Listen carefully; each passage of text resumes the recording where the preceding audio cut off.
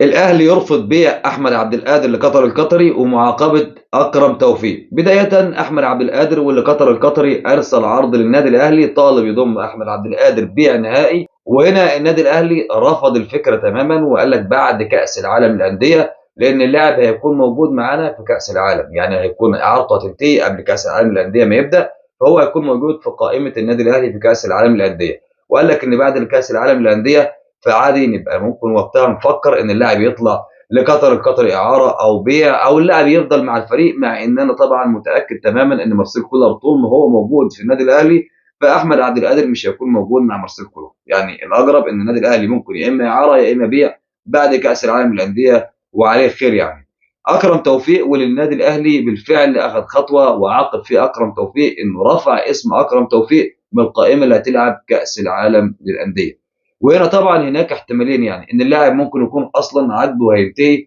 مع النادي الاهلي وكده كده اللاعب ماشي، او من الاخر كده